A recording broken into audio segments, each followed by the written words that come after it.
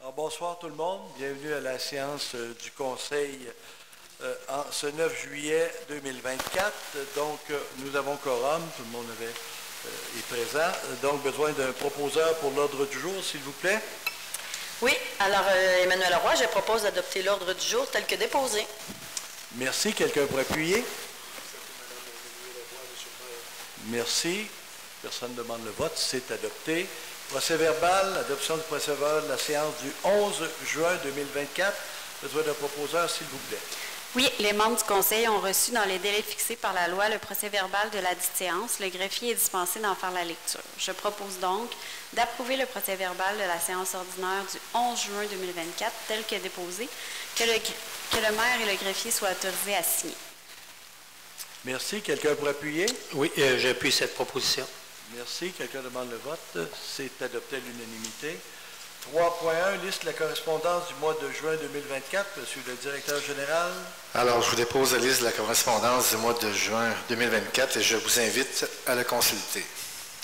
Merci. Dépôt du rapport budgétaire au 30 juin 2024. Monsieur le directeur général. Alors, je vous dépose également le rapport budgétaire au 30 juin 2024, comme vous venez de le dire, et je vous invite à le lire. Merci. 4.2, adoption des comptes à payer au 30 juin 2024. Monsieur le directeur général. Alors, je vous dépose pour approbation la liste des comptes à payer au 30 juin 2024 qui totalise 1 266 723,28 $. Merci. Quelqu'un pour proposer? Oui, Emmanuel Leroy, je propose d'adopter les listes des comptes à payer au 30 juin 2024, totalisant une somme de 1 266 723,28 $, laquelle est annexée à la présente résolution pour en faire partie intégrante et valoir comme si elle était ici tout au long reproduite.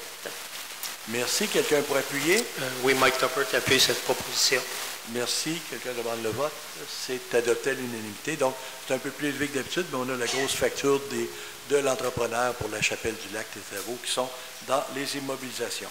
4.3, autorisation de paiement des comptes progressifs numéro 3. On en parle justement. Réfection de l'enveloppe des boiseries intérieures de la ventilation et travaux divers à la Chapelle Saint-Joseph-du-Lac, phase 3. Construction côté fils. Besoin d'un proposeur, s'il vous plaît. Oui, alors attendu la correspondance du 2 juillet 2024 de la firme Atelier 4e niveau recommandant le paiement du décompte progressif numéro 3 à l'entreprise Construction Côté et Fils Incorporée dans le cadre des travaux de réfection de l'enveloppe des boiseries intérieures de la ventilation et travaux divers à la Chapelle Saint-Joseph-du-Lac, phase 3.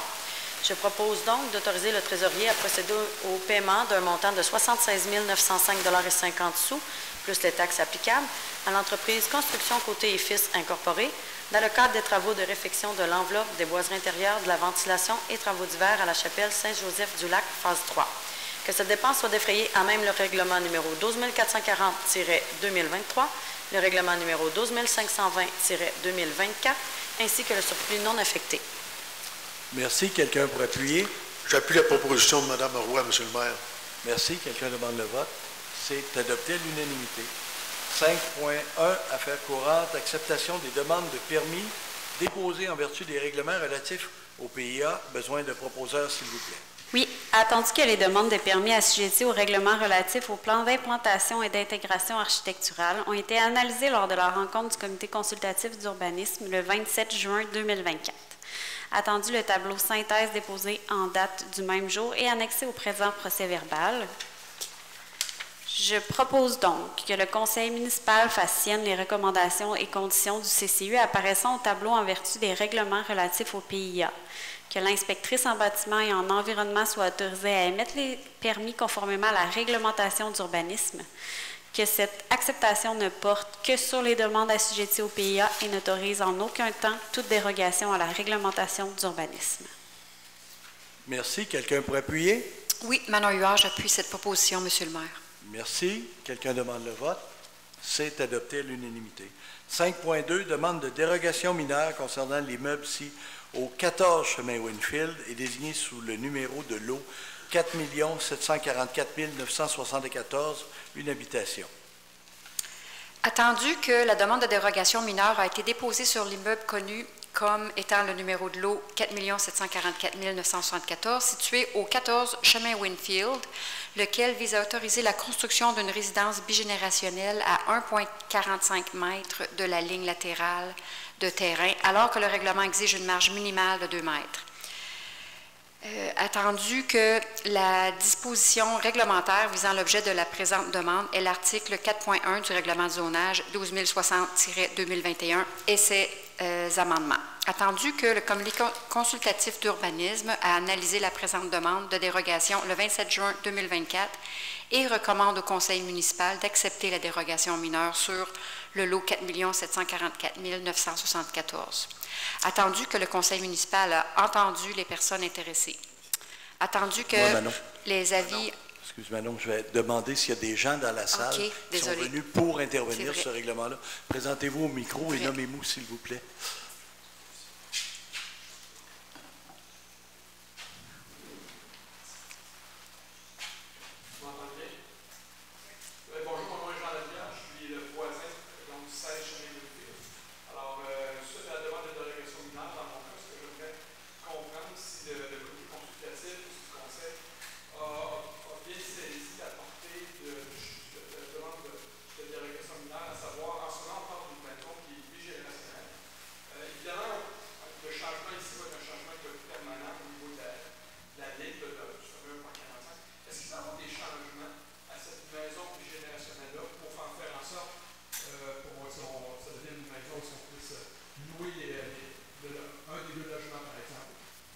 Comment est-ce qu'on vient donc interpréter ces demandes de changement-là? Est-ce qu'il faut revenir au conseil, refaire une demande?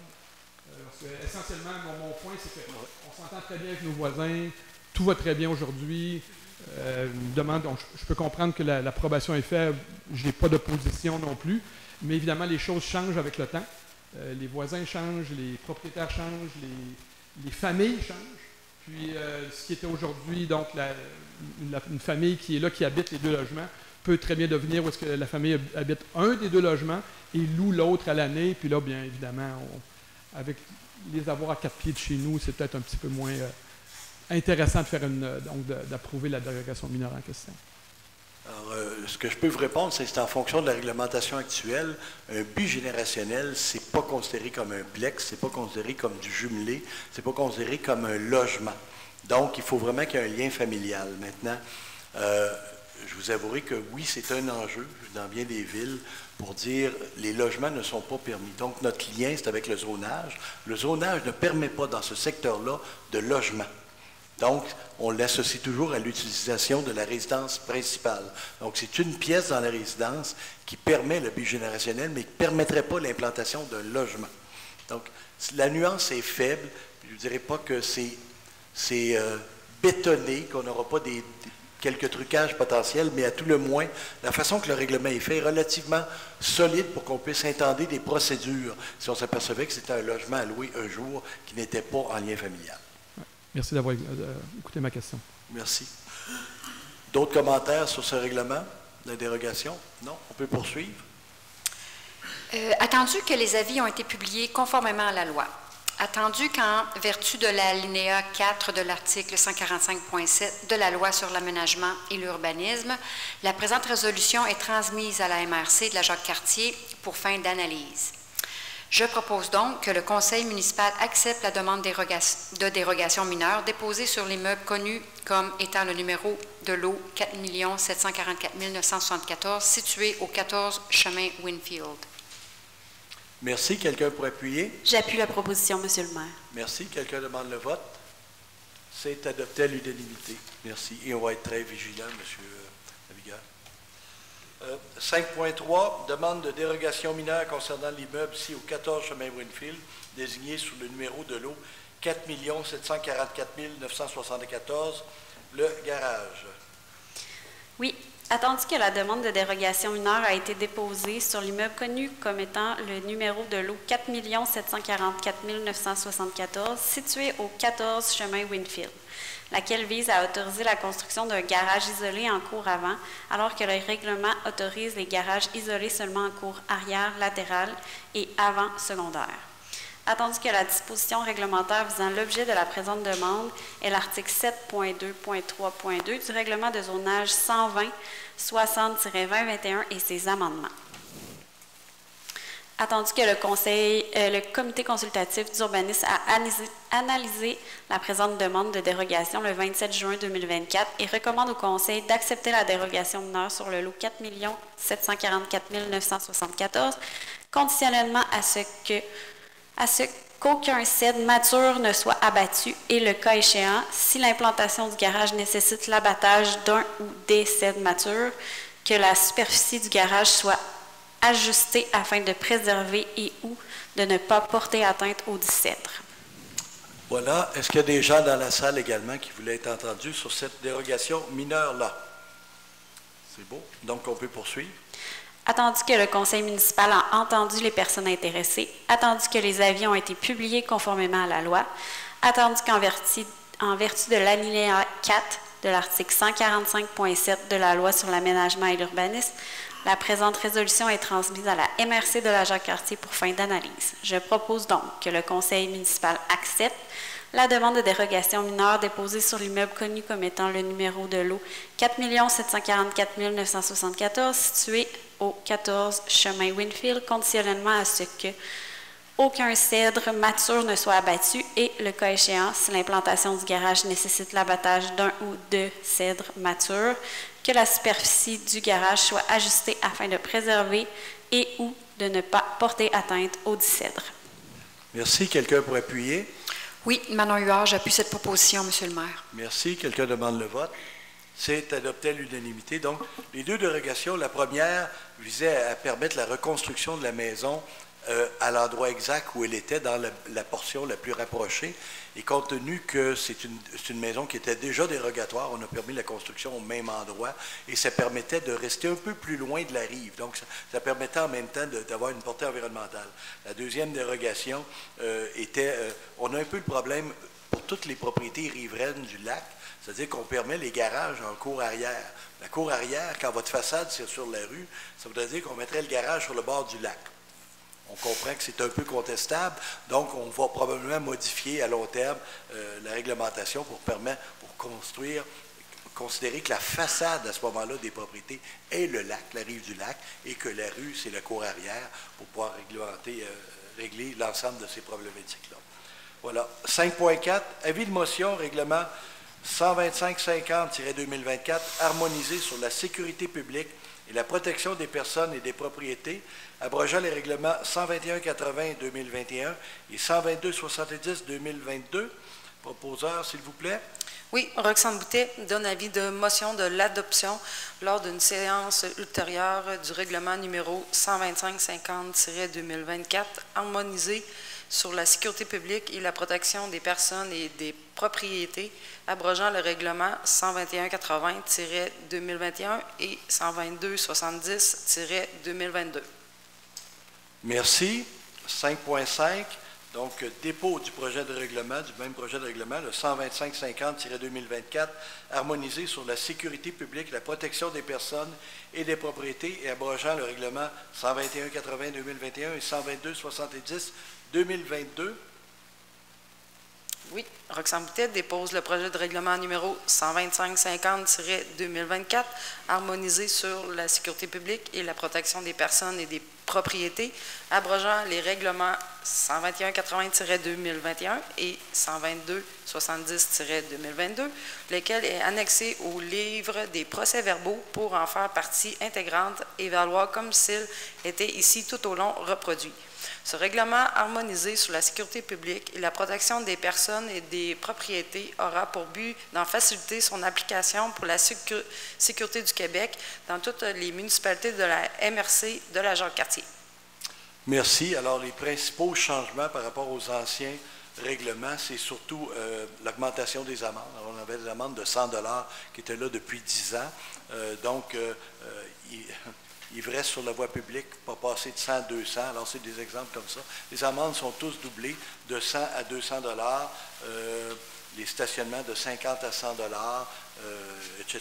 Donc, c'est surtout ça. Et quelques ajouts, entre autres, l'ajout d'un article sur les armes factices, Donc, il y a des jeunes maintenant, cependant, avec des fusils qui ont l'air de vraies armes.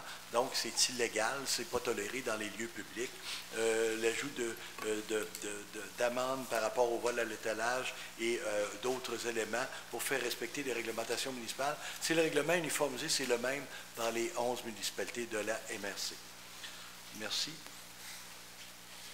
Donc, 5.6, avis de motion, règlement 125-60-2024, modifiant le règlement 124-60-2024 pour la construction d'un entrepôt au service des travaux publics, lot 4 742 217, et décrétant un emprunt supplémentaire additionnel de 86 174. Besoin d'un proposeur, s'il vous plaît.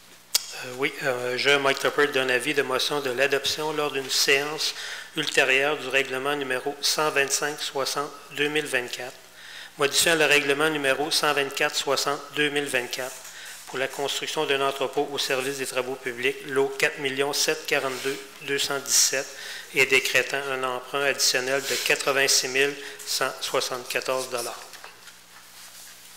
Merci. 5.7, dépôt du règlement numéro 125-60-2024, modifiant le règlement numéro 124-60-2024 pour la construction d'un entrepôt au service des travaux publics, lot 4 742 217, et décrétant un emploi additionnel de 86 174. M. Tupper. Oui.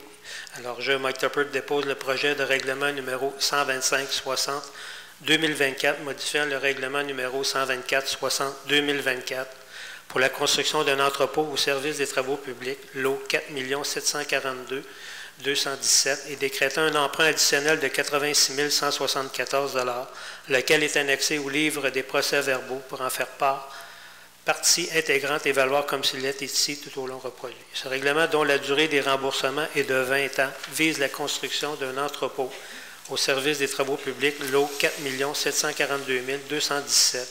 Il s'adresse à l'ensemble de la population. Merci. Alors, peut-être un peu d'informations. On avait adopté un premier règlement. On a ouvert les soumissions. Les soumissions sont un petit peu plus hautes que prévu. Par contre, le programme PRACIM du gouvernement va ajuster sa subvention. Donc, c'était 539 000 les soumissions. On avait prévu environ 500 000. Donc, il faut le montant additionnel. Et comme on finance le gouvernement qui est trop pauvre, donc on adopte le règlement d'emprunt pour le montant total et lui nous rembourse sur le service de la dette. Voilà. 5.8, acceptation définitive, construction de la rue des Matelots, gestion ETR incorporée. Besoin d'un proposeur, s'il vous plaît. Attendu que la construction de la rue des Matelots est terminée, attendu l'entente relative aux travaux municipaux intervenus entre les deux parties le 19 avril 2023, attendu la recommandation de M. Olivier Bibeau-Pinard de la firme Génio Expert Conseil, datée le 26 juin 2024. Je propose de procéder à l'acceptation définitive des travaux de réfection de la rue des Matelots, d'autoriser le directeur général, M. Jacques Arsenault, à signer tout document à cet effet. Merci. Quelqu'un pour appuyer? Oui, Mike Tupper appuie cette proposition. Merci. Quelqu'un demande le vote? C'est adopté à l'unanimité. Donc, c'est la rue qui a été faite l'an dernier, même peut-être il y a 2 ans qu'il a débuté, qui a commencé à se construire l'an dernier. Donc, maintenant, on a engagé une firme d'ingénierie qui confirme que tous les travaux sont conformes et qu'on peut donc accepter la rue qui ne devrait pas être un paquet de troubles, on l'espère. 5.9, acquisition de la rue des Matelots, lot 6 364 276, gestion ETR. Besoin d'un proposeur, s'il vous plaît. Oui, attendu que par sa résolution 114-07-2024, la Ville a procédé à l'acceptation définitive des travaux pour le projet de construction de la rue des Matelots. Attendu l'entente relative aux travaux municipaux intervenus avec gestion ETR Inc. Attendu qu'en vertu de cette entente, il y a lieu de procéder à l'acquisition des équipements, des fonds de la rue et à la municipalisation de celle-ci. Je propose que la Ville accepte la cession du lot 6 364 276 conformément à l'entente relative aux travaux municipaux intervenus entre les parties le 19 avril 2023. Que cette cession soit faite gratuitement et que tous les frais inhérents à cette transaction soient à la charge de gestion ETR Inc. Que le maire et le directeur général soient autorisés à signer tout document pertinent à cette transaction. Merci. Quelqu'un pour appuyer? Oui, Mike Tupper appuie cette proposition. Merci. Quelqu'un demande le vote. C'est adopté à l'unanimité. 5.10, autorisation de signature. renouvellement de contrat avec la compagnie Gestion DG, fauchage des accotements et des fossés, saison 2024, 25 et 26. Besoin d'un proposeur, s'il vous plaît. Attendu le prix des soumissions par la compagnie Gestion DG pour le fauchage des accotements et des fossés pour la saison 24, 25 et 26. Attendu la recommandation du directeur du service des travaux publics, M. Patrick Langevin. Je propose donc de renouveler le contrat relatif au fauchage des accotements et des fossés, saison 24, 25, 26, avec la compagnie Gestion DG pour un contrat de 36 000 plus les taxes applicables. D'autoriser le directeur général à signer tout document à cet effet et que cette dépense soit défrayée ou même le budget du fonctionnement de l'année concernée. J'en fais donc la proposition, M. le maire. Merci. Quelqu'un pour appuyer? J'appuie la proposition, M. le maire. Merci. Quelqu'un demande le vote?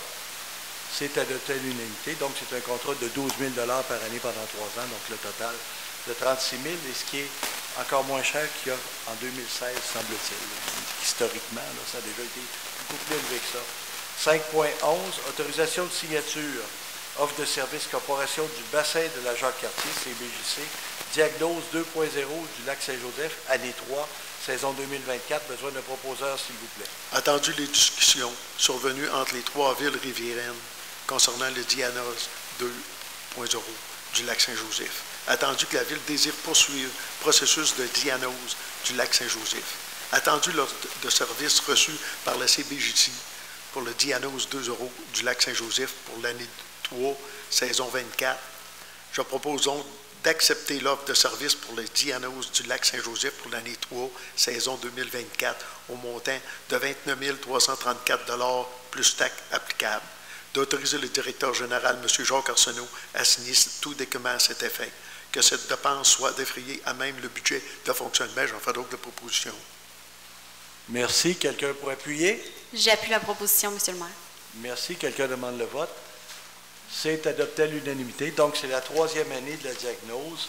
C'est encore un bon montant, 90 000 qu'on se partage aux 3 villes.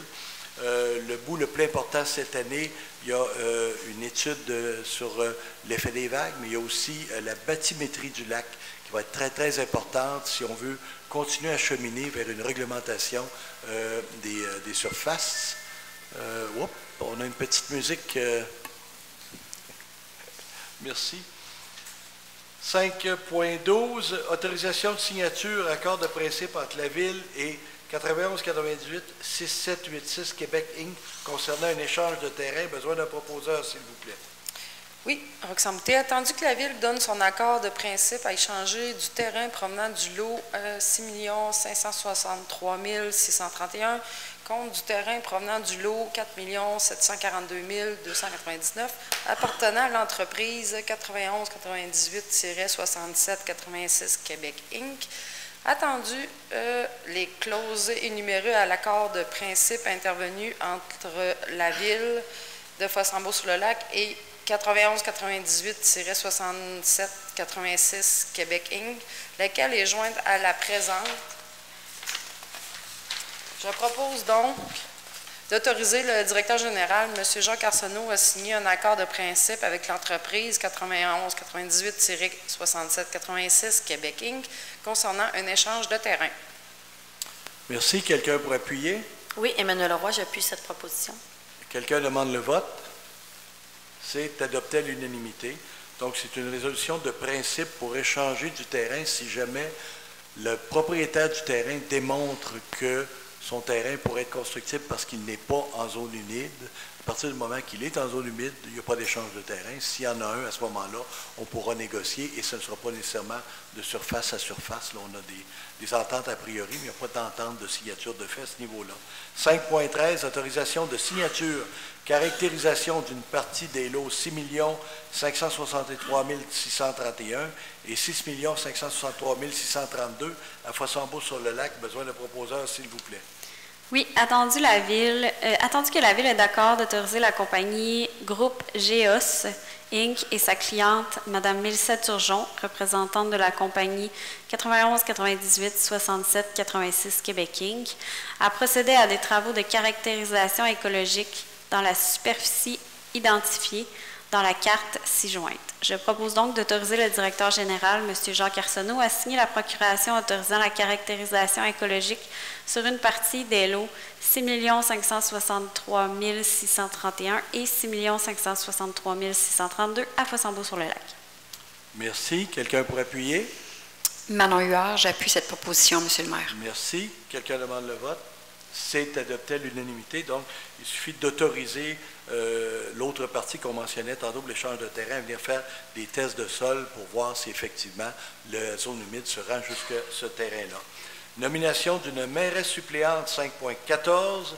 Donc, je vais me permettre cette proposition-là. Attendu qu'il y a lieu de nommer une mairesse suppléante pour la période du 1er août 2024 au 31 mars 2025, je propose donc de nommer Mme Roxane Boutette, conseillère au district numéro 1 à titre de mairesse suppléante pour la période du 1er août 2024 au 31 mars 2025, en remplacement de Mme Myriam Deroy. Nous vous remercions, Mme Deroy, pour le travail accompli durant ces 9 mois. Merci. Besoin d'un appuyeur, s'il vous plaît. Oui, Mike Tuppert appuie cette proposition. Merci. Quelqu'un demande le vote? C'est adopté à l'unanimité. 5.15, autorisation de signature effet bancaire, mairesse suppléante. Besoin d'un proposeur, donc je vais le faire. Attendu que les chèques, c'est la personne qui va me remplacer si jamais je m'absente pour plus qu'un jour, finalement. Attendu que les chèques et effets négociables de la municipalité sont signés par le maire ou le maire suppléant et le directeur général et trésorier de la ville ou la directrice du service des finances et trésorière adjointe, tel que prévu à l'article 100.1 de la loi sur les cités et villes. Attendu la nomination de Mme Roxane Boutette à titre de mairesse suppléante pour la période du 1er août 2024 au 31 mars 2025, selon la résolution 120-07-2024 adoptée le 9 juillet 2024, je propose d'autoriser Mme Roxane Boutette, conseillère au district 1, à signer les chèques et effets négociables émis par la ville de Fossambeau-sur-le-Lac pour la période du 1er août 2024 et au 31 mars 2025, et ce à titre de mairesse suppléante. Besoin d'un appuyeur, s'il vous plaît. Mike Tuppert appuie cette proposition. Merci. Quelqu'un demande le vote? C'est adopté à l'unanimité. Voilà. 5.16. Nomination de nouveaux membres au comité consultatif d'urbanisme. Besoin d'un proposeur, s'il vous plaît. Oui, attendu qu'il y a vacance de membres au comité consultatif d'urbanisme, attendu que le comité désire pourvoir ces postes, attendu qu'il y a l'intérêt démontré par des citoyens et des citoyennes et des citoyens de Fossambeau-sur-le-Lac, je propose donc que le conseil municipal nomme Mme Mireille Ménard et M. François Dutil à titre de membres du CCU à compter du 10 juillet 2024. Merci. Quelqu'un pour appuyer? Manon Huard, j'appuie cette proposition. Merci. Quelqu'un demande le vote?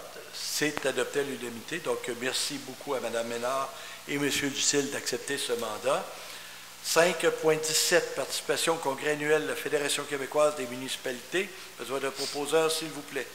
Oui, alors attendu que le congrès annuel de la Fédération québécoise des municipalités se tiendra du 26 au 28 septembre 2024 au Centre des congrès de Québec, attendu qu'il y a lieu de procéder aux inscriptions nécessaires, je propose donc d'autoriser le maire, M. Jacques Poulain, et le directeur général... Oh, je m'excuse, je m'étais trompée. Donc, d'autoriser le maire, M. Jacques Poulain, et le directeur général, M. Jacques Arsenault, à assister au congrès annuel 2024 de la Fédération québécoise des municipalités, qui se tiendra du 26 au 28 septembre 2024 au Centre des congrès de Québec, et que cette dépense soit défrayée à même le budget de fonctionnement 2024. Merci. Quelqu'un pour appuyer? Oui, Roxane Boutette, j'appuie. Merci. Quelqu'un demande le vote? C'est adopté à l'unanimité. C'est bon. Il y avait une blague, là, parce qu'il y en a un qui dit « Je vais demander le vote ». Je dis « Pas de problème. Si vous êtes contre, je vais y aller sur mon bras. Je n'ai pas de trouble. Je vais y aller. » Ouais. 5.18. Mandat d'honoraire professionnel, mise à jour du plan directeur d'égouts domestiques, mise à jour des interventions requises en réseau et estimation des coûts CIMA+. Besoin d'un proposeur, s'il vous plaît. Entendu que la Ville désire procéder à des mises à jour de son plan directeur d'égouts domestiques, la mise à jour des interventions requises en réseau et obtenir une estimation des coûts reliés à ces actions. Attendu que la firme CIMA+ a réalisé le plan directeur original en 2015 et connaît donc très bien notre réseau. Attendu l'offre de service reçue par la firme CIMA+ en date du 22 mai 2024 au montant de 55 000 plus taxes applicables. Je propose donc de mandater la firme CIMA+, afin d'effectuer la mise à jour du plan directeur d'égouts domestiques et la mise à jour des interventions requises en réseau et obtenir une estimation des coûts, et ce, au montant de 57 000 plus taxe applicable. D'autoriser le directeur général, M. Jacques Arsenault, à signer tout équipement à cet effet. Que cette dépense soit défrayée à même les surplus non effectués. Merci. Quelqu'un pour appuyer? Oui, Mike Tuppert appuie cette proposition. Merci. Quelqu'un demande le vote? C'est adopté à l'unanimité. Donc, il s'agit de... On avait fait faire l'an dernier des examens caméra de notre réseau. Maintenant, avec l'ensemble des données, l'objectif est de voir qu'est-ce qu'on peut faire, comment on doit le faire corriger et quelles seront les meilleures options et surtout de voir au total l'adéquation entre notre périmètre urbain, la capacité des réseaux et la capacité d'absorption de ça. Parce qu'on a présentement, au moment où on se parle, on a à peu près de la place pour 60 nouvelles constructions sur le tuyau. Donc, on va commencer à planifier davantage pour l'avenir. Et l'avenir, c'est à long terme, ce n'est pas nécessairement à court terme. Donc, demain matin, on enclenche l'étude de faisabilité et ça va nous donner accès au programme de subvention. Donc, ce qui est une excellente nouvelle de ce côté-là. Voilà, tout ça pour dire que même si les gens mentionnent qu'il y a des projets dans l'air de 200 puis 300 résidences, il y a de la place pour 60 maisons dans l'ensemble du réseau. Demain matin, c'est 60. L'an prochain, c'est encore 60. Je pense que ça devrait calmer le jeu à court terme. Là. On est là. Voilà. Merci. Partie informative, donc 6.1, journal L'Entre Guillemets. La prochaine édition de L'Entre Guillemets paraîtra le 1er août prochain. Je vous invite encore une fois à le lire et à regarder l'ensemble des informations. Activités du mois de juillet, les citoyens sont invités à consulter le calendrier des activités ainsi que le journal L'Entre Guillemets pour tous les détails concernant les activités du mois de juillet. Il y en a plusieurs belles. D'ailleurs, on a eu une très belle en fin de semaine. Prudence, vitesse sur le lac. Alors, un petit rappel amical, l'importance d'être prudent sur le lac. Rappelle les recommandations d'usage, les embarcations à moteur, pas plus de 10 km/h dans la bande de 100 mètres. On sait que c'est normalement, ça doit être instinctif. On sait que les motos marines, on peut même leur permettre un petit peu plus parce qu'il faut moins de vagues à 14 qu'à 10, mais techniquement, là, on devrait s'aligner sur 10. La pratique du wakesurf, c'est à 300 mètres des rives, c'est pas à 100 mètres des rives, c'est à 300 mètres. Idéalement, on s'en va dans les fosses entre 7, 12 et 15 mètres, mais pas en bas de ça. Il n'y en a pas beaucoup, il y en a deux. Il y en a une dans le premier lac, il y en a une dans le deuxième lac, immense. Je ne voudrais pas envoyer tout le monde dans le deuxième lac, mais c'est là la plus belle. 6.4, je voudrais mentionner les requêtes. On a des citoyens qui sont venus faire des requêtes dernièrement, ils sont présentés à la réception, se plaignent d'éléments relativement, entre autres, aux bornes de pistes cyclables. C'est important de laisser votre nom, vos coordonnées. On aimerait ça faire le suivi et dire, voici ce qu'on va en faire. On n'a pas le nom, on n'a pas les coordonnées. Alors, c'est important qu'on puisse avoir ces éléments-là. Ne vous gênez pas, vous pouvez aussi les adresser par courriel. On va au moins avoir votre courriel à ce moment-là. Le 75e anniversaire de la municipalité se poursuit. On a donc eu le merveilleux spectacle de Marjo samedi. Alors, pour ceux qui ont terminé leurs acouphènes, c'était assez particulier, très bruyant, mais très, très apprécié, très dynamique. Elle a été très généreuse avec les résidents de Fossambeau. Et la prochaine activité, mettez-le à votre agenda le 10 août, avec Carmen Caméléon, beaucoup plus familial et avec une perspective un petit peu rétro. C'est le retour des jeunes des terrains de jeu qui se promènent sur la piste cyclable, qui vont à la plage. Alors, s'il vous plaît, une attention particulière sur la piste cyclable, sur les intersections, sur les fameux arrêts obligatoires, je devrais dire obligatoires, qu'il y a au bout des avenues, faire un rappel sympathique. On voudrait aussi rappeler que les visites de la chapelle sont débutées à la chapelle du lac. Donc, il y a une belle exposition d'œuvres d'art, encore une fois. Il y a même un coin collectionneur assez particulier. Il y a des yakurtos, pour ceux qui ont la poche plus profonde. Il y a d'excellents tableaux là sur place. Et quand même l'occasion d'une belle exposition et un guide qui vous explique l'historique de la chapelle. Très intéressant. Je reviens un peu sur les terrains de jeu, club nautique. Donc, c'est parti la prudence. Puis, bravo et à nos deux corporations de loisirs qui s'occupent des jeunes durant l'été. Il y avait un petit problème, peut-être qu'il y a des gens dans la salle pour ça. Il y a des gens qui sont intervenus dans la haie sur le bord de la piste cyclable. Alors, c'est une erreur qui devra être corrigée. Alors, on pourra s'en reparler dans quelques semaines, mais effectivement, ça n'aurait jamais dû être fait de cette façon-là. Et la haie de cèdre va réapparaître dans la même lignée de celle qui est là. On a des normes aussi au niveau des orages. Il y a eu les gens ont été surpris. Il y a des nouvelles normes. Quand il y a un coup de tonnerre, avant, on demandait aux gens de quitter le lac pour 20 minutes. Maintenant, on doit quitter le lac et la plage. Le sable est rendu conducteur depuis 2024. Donc, c'est effectivement, c'est pas tout à fait vrai, c'est pas ça. Ça l'a toujours été, mais la sensibilité qui a été démontrée, et certains accidents de parcours ont démontré, surtout en milieu très humide comme on a, qu'il y a un risque accru. C'est pour ça qu'on demande aux gens de quitter la plage en cas d'orage. Alors, c'est nouveau, c'est sûr que ça a causé des désagréments, surtout que ce n'était pas nécessairement bien expliqué. Alors, c'est une nouvelle règle et tous les sauveteurs sont formés, habilités dans ce contexte-là maintenant.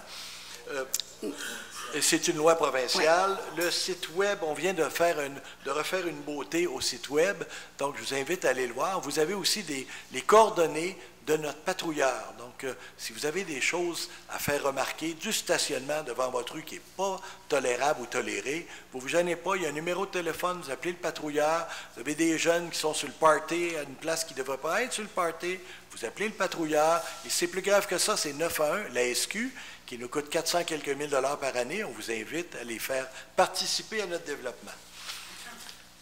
Le dernier point que je vais aborder avec vous, c'est que on a eu beaucoup de questions suite au sondage que l'Appel a fait et dire, oups, qu'est-ce qui se passe, qu'est-ce qui se passe? Moi, je me suis engagé il y a déjà 1 an et demi à consulter les citoyens. Nous allons consulter les citoyens. On a pris acte du sondage. Il y a quand même un grand pourcentage de gens, mais c'est un sondage et pendant 40 ans, je me suis battu contre les gouvernements qui dirigeaient par sondage. Je ne le ferai pas. Je prends acte du résultat, par contre, je ne suis pas inconscient non plus, là, et nous allons faire notre propre consultation. On s'attend à avoir probablement des résultats qui vont s'apparenter peut-être à ça, probablement, mais on va aller sur Nous, nos consultations ne vont pas porter sur un seul projet, elles vont porter sur... Ensuite, du plan stratégique qu'on a, c'est quelle ville on va avoir et l'ensemble du chantier développement. On ne se cachera pas qu'une ville, malheureusement, dans le contexte actuel, puis c'est drôle, je lisais la biographie de Gilles Lamontagne, l'ancien maire de Québec, il n'y a pas longtemps, qui se plaignait en 67 de la fiscalité municipale. On a beaucoup évolué depuis. Alors, aujourd'hui, on se plaint encore de la fiscalité municipale. C'est inadapté par rapport à nos responsabilités. Il y a encore plus qu'en 67, 68, 69. C'est encore vrai dans le livre de Maxime Pedneau-Jobin, « Libérer les villes », que je vous invite à lire, très intéressant. Donc, effectivement, il y a des enjeux de fiscalité, puis on se paye sur la richesse foncière. Donc, on court après notre trouble en voulant développer à tout prix pour ramasser des revenus. Alors, l'idée, c'est de dire, on peut être en équilibre puis pas se créer une nouvelle dépense. Alors, c'est là-dessus qu'on a affaire et c'est là-dessus qu'on va mettre la table avec tout le monde. En disant, on va prendre une décision éclairée sur les enjeux. On va regarder jusqu'où on va aller collectivement. Puis, comme je disais, il n'y a pas de réponse qui va être prise. On ne va pas attendre non plus en plein hiver pour prendre une séance spéciale le 22 décembre pour passer une modification de zonage. Là. Pour ceux qui ont imaginé ça dans leur rêve le plus terrible, ce n'est pas ça qui va se produire. Ceux qui me connaissent savent, je peux me tromper. J'ai déjà promis des choses à des gens dans la salle, je les regarde, je fais attention, puis ça ne s'est pas produit, mais j'essaie de me corriger depuis ce temps-là. Mais ça, je peux vous le dire, c'est un dossier de fond, c'est un dossier majeur. Alors, on ne va pas aller à la cachette, on ne va pas faire ça le 22 décembre, on ne va pas faire ça en catimini à 7 autour de la table.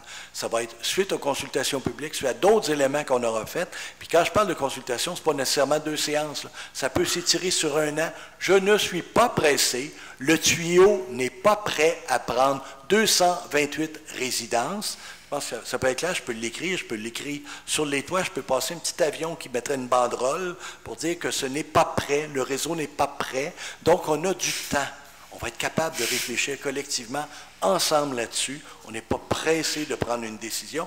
Puis même si on adoptait ce soir une modification de zonage, il ne pourrait pas rien faire là tant que le tuyau ne sera pas prêt. On commence l'ingénierie pour réfléchir sur ce qu'on va faire avec ce tuyau-là. Alors, on a encore beaucoup, beaucoup de temps à réfléchir collectivement. Voilà, on est rendu à la période de questions. Oui? Monsieur le maire, j'aimerais rajouter de petits mots. J'aimerais que tu parles pour la traversée du lac samedi. Merci, merci. Alors, oui, effectivement, samedi matin, presque à l'aube, finalement. Donc, très tôt, c'est la traversée du lac. Donc, les deux corporations nautiques, Club Lac Saint-Joseph et Club nautique Fossambeau, qui organisent depuis maintenant quelques années, c'est même une bonne, 4-5 ans, la traversée collective, avec le départ qui se fait probablement encore du CNLSJ, probablement. C'est ça.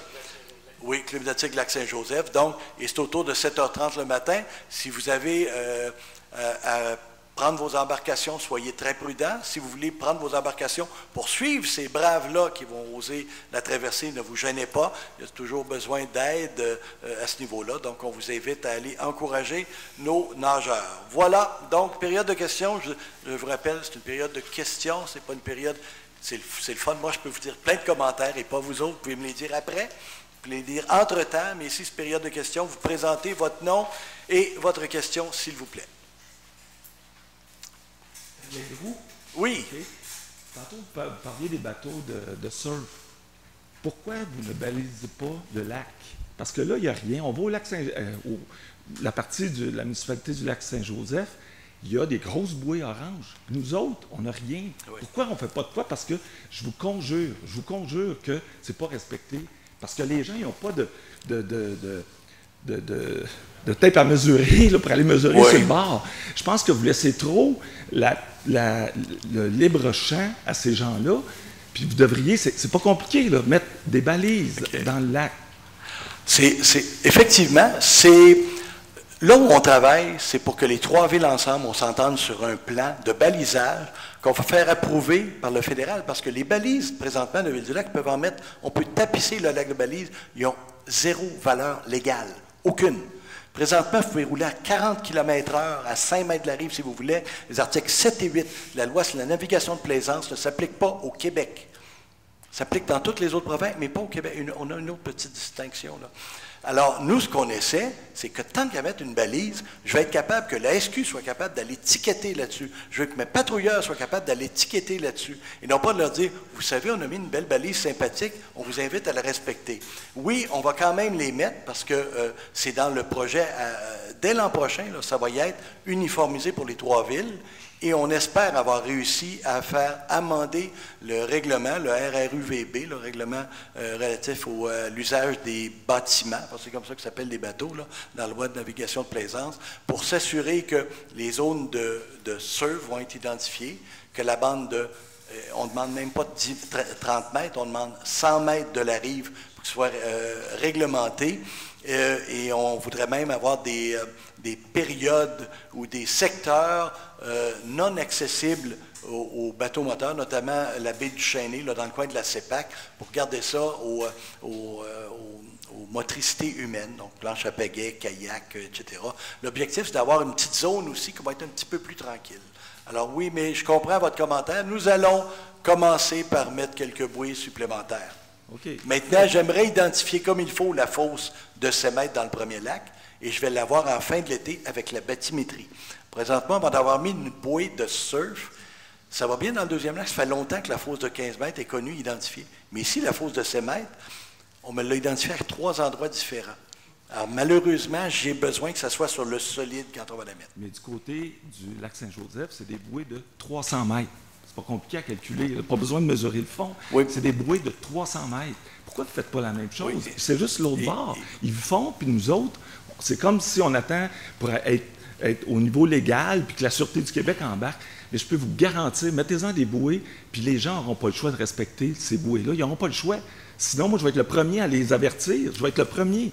Puis c'est ça. Mais là, on n'a aucun, on n'a rien. On les laisse aller. Quand tu laisses aller du monde, c'est certain que c'est tout croche. Mais dans notre cas, là, dans le cas du deuxième lac, là, la bouée de 300 mètres pour le surf, ça peut toujours s'expliquer parce que la plupart, techniquement, il n'y a pas juste la fosse de 15 mètres. Là. Ce qu'on s'aperçoit dans les dernières études, c'est que 7 à 8 mètres, ça peut être possible si la vague générée est de moins de 1 mètre. Ce qui n'est pas le cas des derniers bateaux sortis en passant. Mais bon, par contre, dans notre cas, le 300 mètres, c'est même pas ça qui protège. Il y a juste un endroit où ça doit être permis. Ça ne me donne pas de mettre une bouée de 300 mètres en disant, vous pouvez faire du surf partout à 300 mètres, alors que c'est pas vrai. Il y a une seule fosse que je dois identifier et dire, si vous en faites, c'est là. C'est juste là. C'est pas 300 mètres de Duchesnay, puis 300 mètres de la plage municipale, puis 300 mètres de la rue Morin. C'est là. Et c'est pour ça que je comprends là, votre article. On peut commencer à en mettre quelques-unes, mais mon objectif, c'est de pas de créer l'habitude pour les surfeurs de dire je peux en faire à 300 mètres partout, alors que c'est tellement pas le cas dans le premier lac. Mais je comprends votre interrogation. Là, on va travailler. OK. C'est bon. Merci. Merci. Oui? Bonsoir, Maryse Gagné. Deux petites questions. Une pour la nouvelle construction de l'entrepôt. Je reste sur la rue du Vieux-Fourneau. Je veux savoir, il n'y a pas d'arbres qui vont être abattus pour la construction? Sur le DG? Oui, pour l'entrepôt. Est-ce qu'il n'y a pas d'arbres qui vont être abattus? Oui, je pense qu'il y en a quelques-uns petits. Bien, il faut qu'il y ait oui, mais c'est à 30 pieds par 30 mètres par 60 mètres, pardon. 30 pieds par 60 pieds. Oui. Ça abuse d'aller. Effectivement, il va y avoir quelques arbres qui vont être coupés, mais il n'y a pas vraiment de très gros arbres dans ce secteur-là. On coupe seulement ce qu'on a besoin au minimum. Parfait. Deuxième question. On le sait qu'à chaque année, on a des nouveaux agents de sécurité à la plage. Est-ce qu'il y a moyen qu'ils commencent leur service l'an prochain plus tôt pour éviter qu'on ait une bonne période? On sait que l'été commence plus de bonne heure, on a bien des étranges, on veut tous profiter de l'été qui ne dure pas très longtemps, qui ne fait pas très beau, puis ça met des chicanes, des tensions également, et également au niveau de leur formation, les informations qui sont transmises au début de leur début de contrat, c'est tout le temps le bordel sur le lac jusqu'à temps qu'on devienne amis avec eux autres, puis qu'on s'entend bien, puis que tout est clair au niveau de leur travail. C'est noté. Je veux dire, les complications qu'on a, cette année, c'est vrai, il a fait beau tôt. Le problème, c'est que s'il fait comme le standard, habituellement, on les fait débuter vers la fin mai, là, début juin même, je pense, et on n'avait pas de complications les autres années parce qu'il n'a pas fait 2 belles semaines comme à la fin mai cette année. Le problème, cette année, les gens se sont plaints, effectivement, puis avec raison, il y avait beaucoup de gens, et c'est quand même très dispendieux, excessivement dispendieux. On est rendu à 250 000 là, pour à peu près, là, pour la sécurité dans l'ensemble, si on ne compte pas la SQ, sécurité et plage et surveillance de plage et sauvetage. Donc, ça commence à être important. Il y a 2 éléments là-dedans. Le premier, oui, on pourrait le faire. Les gens aussi, quand les patrouilleurs, quand les nouveaux gardiens sont arrivés, ils ont tous réagi parce qu'ils ont appliqué By the Book en partant.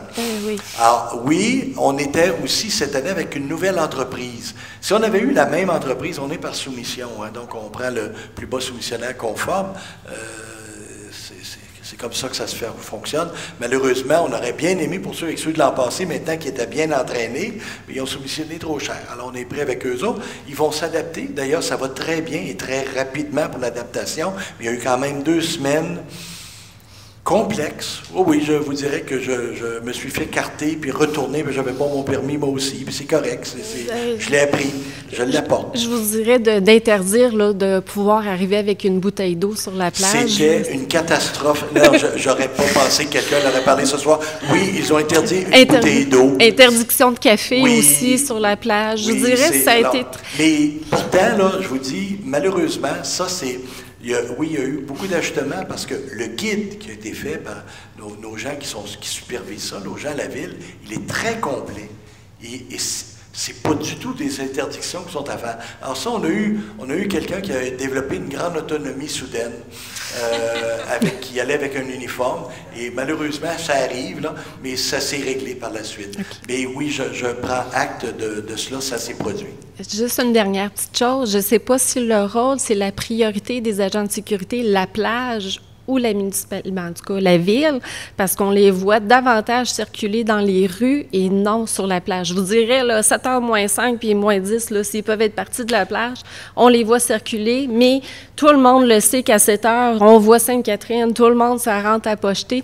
Il n'y a pas très de surveillance le soir, puis c'est déplaisant parce que nous, en tant que citoyens, je vous dirais, on ose moins y aller le soir parce que c'est pas très... c'est ça. Écoutez, c'est toujours une question de coût. Par contre, les tournées se font aussi sur la plage. Ils se font dans les rues, mais ils se font aussi sur la plage. Par contre, on a une problématique particulière qui a été soulignée dans les dernières semaines et on va faire un prolongement des tournées de patrouilles dans la ville. Donc, il va y avoir aussi des patrouilles un peu plus fréquentes sur la plage aussi. Par contre, en dehors des heures, on ne carte pas non plus. Parce qu'effectivement, si on commence à le faire, là, je vais être obligé d'avoir le contrôle dans le bas de chaque avenue, et c'est 4 agents, c'est ça qui coûte excessivement cher.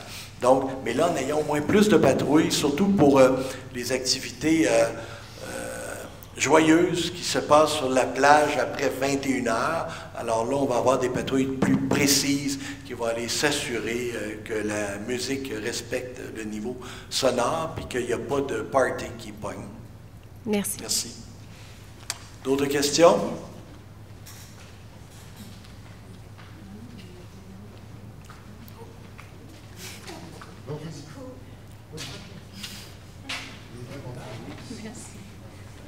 Bonjour, Linda Hayes. Oui. Merci pour votre explication de la position de la Ville pour le moment au sujet des développements. Mais j'ai une couple de questions quand même. Le développeur pour le club plage a demandé un PPU, un programme particulier d'urbanisme. Alors, comme ça, si vous faisiez ça, ça demande une consultation publique, mais pas un référendum. Est-ce que c'est correct? C'est correct que lui le demande, puis c'est correct qu'on dise non. Je veux dire, on n'est pas là. Je ne suis même pas là à étudier ça pour le moment. Là. Non, mais ma question est plus, Okay. si vous étiez... Je vais répondre à votre question très directement. J'ai mentionné qu'on allait faire une véritable consultation. On va faire une vraie consultation. Peu importe ce qu'on va décider, là, même si on y allait en PPU, il n'y a rien qui nous empêche de faire un référendum municipal. Okay. Il n'y a rien qui nous empêche. Moi, ce que je fais comme engagement, c'est, je ne sais pas, le chemin urbanistique qui pourrait être choisi un jour, qui par hasard, il y aurait un alignement de désastre qui ferait que tout le monde serait d'accord avec ce projet-là. Moi, je dis qu'on va consulter pareil, peu importe la formule, que ce soit un PU, une modification de zonage, un PPC moi, n'importe quoi, là, on va consulter. Ça va être basé là-dessus. Mais une consultation, comment savoir c'est quoi le résultat? Est-ce que c'est un vote à la fin ou comment ça? Parce que c'est une discussion peut-être sur plusieurs sessions, etc. Mais comment savoir c'est quoi le résultat? OK, ben je ne peux pas le présager d'avance non plus. Je n'ai pas commencé la consultation, je n'ai même pas commencé la forme. Comme je disais, je ne suis même pas rendu à prendre, une décision. Je ne vais même pas analyser le dossier tant que je n'ai pas présenté l'ensemble de l'œuvre. Pour moi, ce n'est pas le dossier de Club Plage. Pour moi, c'est un dossier qui regarde le développement de Fossambeau pour les 30 prochaines années. Est-ce que c'est ça qu'on veut ou qu'on ne veut pas? Puis si on ne veut pas ça, est-ce qu'on veut d'autres choses? Puis est-ce qu'on est prêt à accepter d'autres choses pour être sûr de ne pas avoir ça? Ou est-ce qu'il faut absolument avoir ça pour accepter d'autres? Tout est sur la table. Puis c'est ça. Et la formule, la consultation, elle est dictée par l'approche urbanistique. Moi, je dis que l'approche urbanistique, c'est pas ça qui va dicter la forme de consultation qu'on va faire. Donc, moi, je m'engage, on n'a pas parlé encore aux élus, mais je m'engage à ce qu'on ait un lien direct. Là, je veux une véritable votation. Et c'est sûr, et comme je l'ai mentionné dans le journal, même si tous les citoyens de Ville-du-Lac sont contre, je les aime beaucoup, là, mais quand ils viendront payer des taxes à Fossambeau, je vais les écouter. En attendant, j'écoute ceux qui payent les taxes. C'est vous autres dans la salle. C'est ça qui est important. Moi, j'ai une dernière question. C'est sur le même sujet, mais pourquoi vous ne disiez pas tout de suite non à cette demande de changement de zonage? Parce que c'est différent que toutes les autres possibilités de développement sont déjà dans les zones qui sont déjà résidentielles, mais celui-là, ça demande un changement de zonage. Alors, vous, comme conseil, vous avez le pouvoir de juste dire non, on ne change pas le zonage. Puis je voulais juste vous demander, en espérant une réponse, pourquoi vous disiez non tout de suite? Ah, j'aimerais ça vous faire plaisir. Malheureusement, je ne pense pas comme ça. Malheureusement, probablement par mon passé puis mon expérience dans le monde municipal, là, je me dois d'avoir toujours la big picture. J'ai besoin du plan d'ensemble, puis j'ai besoin qu'on discute du plan d'ensemble tout le monde. J'ai déjà dit à des gens, je pense, puis il y en a dans la salle, en disant, écoutez, peut-être qu'un jour, personnellement, là, je crois que ça devrait demeurer un espace public, un parc régional, peu importe, mais peut-être qu'un jour, ça pourrait être un camping modulé, ça pourrait être un camping qui pourrait avoir 50, 75 gros chalets condos, qui eux autres seront des résidences, puis qu'il y aura des roulottes etc., qui vont être saisonniers avec un accès public. Ça peut être une formule de compromis. Ça peut être, je ne suis même pas là. Comme je disais, présentement, mon premier choix n'est pas ça. Sauf qu'il faut avoir l'image complète de ce qui s'en vient.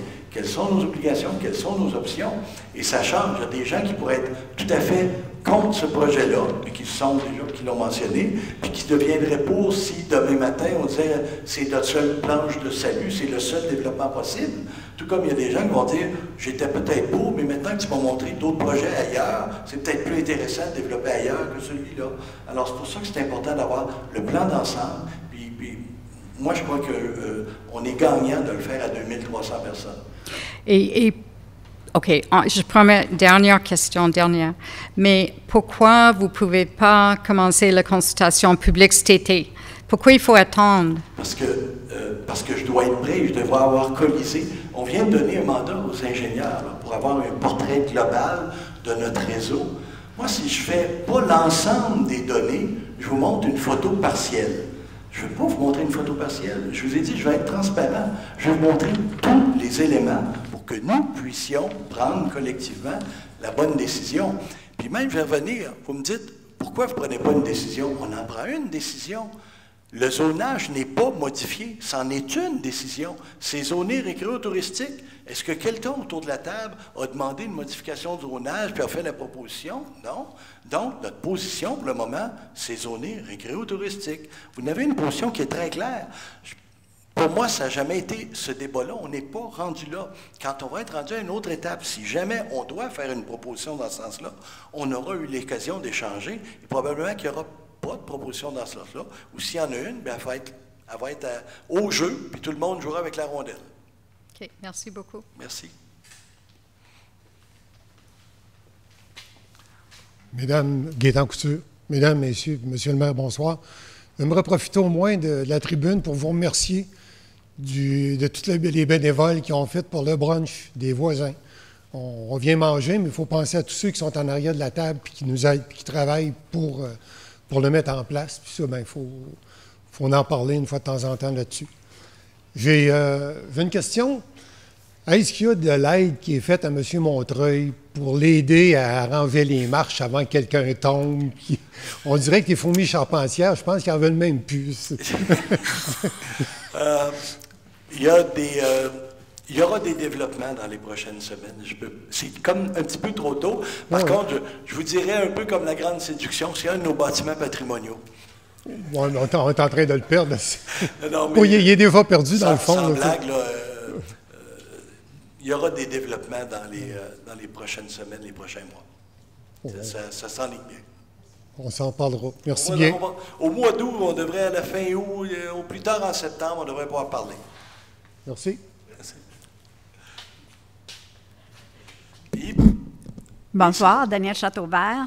Dans un tout autre ordre d'idée, je voudrais savoir, au bout de la rue des Mélèzes, qui conduit à la rue Boilard, il y a des gros blocs de ciment qui ont été installés. C'est pourquoi les voitures ne peuvent plus passer par là? Alors, mon protégé, venez m'aider. Ben, ça fait quand même plusieurs années que c'est comme ça. Ouais. C'est suite aux plaintes des gens du secteur à cause de la vitesse que les gens circulent de Malaise à Boilard, font le tour, et on l'enlève pour l'hiver, pour que les autobus continuent à passer.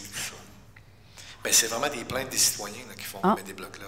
Quand on ne les met pas, là, on a des téléphones, où est-ce qu'il y a des blocs? Parce que c'est sûr que ça roule vite là, dans le secteur. OK, mais pour l'hiver... On coupe le lien entre le secteur du plateau et Boilard, dans le fond. Oui, c'est ça. Pour éliminer la vitesse. Ah, OK.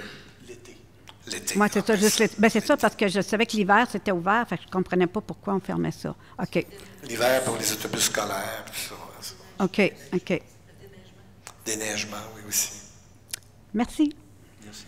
D'autres questions? Oui. Je suis le dernier. Je voulais juste, Jean Lavigueur encore, juste vous remercier. Je pense que nous, ça fait la 4e année qu'on va organiser le 26 août prochain. On va tourner autour du lac, soit en vélo, à pied, Alors, le défi du lac, merci Linda. Puis, je vous remercie de votre collaboration. On a parti ça il y a 4 ans. Évidemment, on a beaucoup d'argent qu'on donne à la chapelle, qu'on donne à l'appel, Cachalac, etc. Puis le groupe ici, moi, c'est la première fois que je peux tous vous rencontrer, mais ça fait 4e année que je suis impliqué là-dedans. Puis on fait ça ici. Avec votre collaboration, on réclame, on reçoit 25, 30, 40 000 $ qu'on réussit à lever avec des commanditaires, des gens qui payent, mais aussi des commanditaires corporatifs. Là. Alors, encore une fois, merci de votre collaboration. Nous, on est bien excités de par ce projet-là. J'espère que vous aussi. Alors, encore une fois, je pense à un bon équilibre avec les citoyens et le municipal. Alors, merci. Merci. Et merci pour votre implication, hein, parce que ça, on apprécie tout le monde. Oui. D'autres questions? Oh! Vous n'aurez pas eu la dernière? Marc Côté, rue Bellevue. Là, je vous écoutais parler tantôt, puis vous disiez les décisions considérant l'avenir du développement. Finalement, ça va être une décision économique. Oh que non! Non, ce que je veux, par contre, c'est que les gens soient conscients des enjeux économiques. Personnellement, on va prendre une décision, je maintiens la ligne, là. Ce qui m'a amené ici, c'est la préservation du lac et du caractère de villégiature. On va devoir prendre des décisions cohérentes en fonction de ça. C'est-à-dire qu'il faut qu'on... Il y a des gens qui vont dire, écoute, ça se peut-tu qu'on n'ait plus de développement? Oui, c'est vrai, mais ça se peut-tu que la pression fiscale va continuer à croître? Fait que vous ne pouvez pas me demander en même temps, quand vous recevez votre compte de taxes au mois de février, c'est trop cher, puis demander en même temps, je ne veux plus de développement. Le problème, c'est qu'il y a une adéquation à faire entre les deux. Donc, il faut juste être cohérent par rapport à ça. Mais pour le reste, l'économique n'est pas absent de la discussion, puis il n'est pas le point central de la discussion. Il est un des paramètres qu'on doit tenir compte. Maintenant, la priorité absolue, le plan stratégique le dit, c'est la qualité du lac et la qualité de vie et le caractère de villégiature de Fossambeau. Ça va être les 3 paramètres principaux, puis il va y en avoir d'autres. Puis en même temps, est-ce que, si on peut se demander qu'est-ce qu'on peut faire, est-ce que la Ville peut réduire ses dépenses, je ne sais pas, un peu, est-ce qu'elle peut... C'est toujours possible. Le problème, c'est que, et ça, j'ai déjà vécu des compressions dans d'autres milieux, je demanderais, il y a 20 personnes à peu près dans la salle, vous arrivez avec 20 projets de coupure, mais chacun des projets va interférer avec quelqu'un d'autre, va dire non, c'est pas celui-là, c'est celui-là. Donc, les personnes âgées vont dire, es-tu obligé d'investir autant sur la jeunesse? Oui. Les parents de jeunes vont dire, es-tu obligé de faire des bebelles si importantes pour les plus âgés? Oui. On vit en collectivité. Donc, de dire que des exercices de rationalisation, on en fait à chaque budget. Je ne dirais pas qu'on est parfait. Là. Il y a toujours des petits jeux, mais en même temps, on n'est pas fâché des fois d'avoir peut-être un budget qui est surbudgété à 5 % des endroits, quand il nous arrive un pépin comme une conduite d'égout qui brise en plein milieu, un poste de pompage qui passe au feu dont le déductible est 25 000, tu sais, des choses comme ça, ça arrive dans une ville, donc c'est important. Par contre, là où vous avez raison, c'est de tenir cet équilibre-là fragile et d'aller diversifier nos sources de revenus ailleurs que sur la taxation. Puis nous, on croit qu'on a quelques pistes à faire de négociation avec les gouvernements notamment, parce qu'il y a là aussi, vous savez, la montagne de Duchesnay qui est sur notre territoire, là, ici, là, qui a 300 mètres de rive, là, rapporte à la Ville 227 $ de taxes par année. Alors, le gouvernement, qui est un bon contribuable, comme je disais, malheureusement un peu trop pauvre pour nous, lui qui a toujours dit qu'il s'engageait à payer les taxes qu'il devait au monde municipal, mais moi ici, je n'ai pas d'école, je n'ai pas d'université, je n'ai pas d'hôpital, je n'ai pas de rien de ça. J'ai par contre un Simonac de Bellerive qui a une belle valeur foncière que je ne veux pas développer, je veux juste qu'elle me rapporte ce qu'elle devrait me rapporter par contre. Puis ça, moi, on est en négociation pour acheter des zones humides. Les évaluations grimpent. Moi, on me dit que c'est un sanctuaire. puis l'évaluation ne grimpe pas. Alors, j'aimerais ça qu'il y ait une véritable relation linéaire entre les deux. Et ça, c'est une autre façon d'avoir des apports de revenus. Puis oui, le débat, à chaque année, quand on fait le budget, on se pose la question, en as-tu vraiment besoin? Va-tu aller là? Oui. Puis en même temps, on a des citoyens qui sont quand même exigeants, puis ils n'accepteront pas une demi-mesure. Alors, on va essayer de garder cet équilibre-là, diminuer la pression. On a une population vieillissante qui a besoin de services aussi. Donc, et les enjeux environnementaux coûtent plus cher. Puis le dernier point, là, je vais l'ajouter encore, j'aime ça frapper dessus, le gouvernement, chaque fois qu'il adopte une loi, comme par hasard, il y a 3 règlements qui sont appliqués par le monde municipal. Je suis obligé d'appliquer ces lois-là, je suis obligé d'engager du personnel, puis j'ai 0 retour, là. No way, là. Non, je vais vous donner le dernier exemple, c'était dans le petit livre de Maxime Benoît-Jobin. Savez-vous, la reddition de comptes au gouvernement provincial, pour une ville comme Gatineau, ça représente quoi? On fera la relation après. Ça représente 41 équivalents temps plein. Ça, c'est la reddition de comptes au gouvernement provincial pour les villes. Alors, je dis, là, on reçoit une subvention de 83 000, on est obligé d'envoyer des copies de chèques recto-verso encaissées. Des photocopies de chèques recto-verso. Ça, c'est un exemple. Alors, vous voyez le genre à peu près. Donc, on est hyper contrôlé. Puis c'est correct. Là, il y a eu des abus par le passé.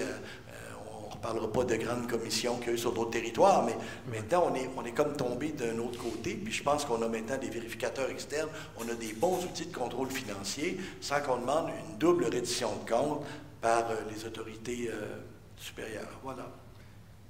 Bien, moi, je continuerai en disant, si on fait juste un petit calcul rapide, là, on est rendu à peu près 3 fois ce qu'on était il y a 30 ans, puis nos taxes sont multipliées. Ça fait que, tu te dis, c'est quoi la solution?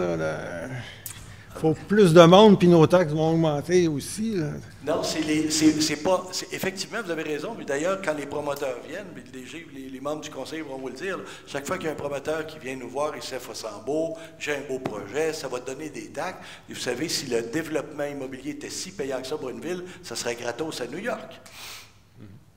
Et non, ça coûte des taxes, malheureusement. Puis le problème, c'est qu'il y a aussi des économies d'échelle à y avoir. Alors, c'est quoi? Le rythme de croissance à Fossambeau depuis 30 ans, vous l'avez mentionné, c'est 20 à 25 unités par année.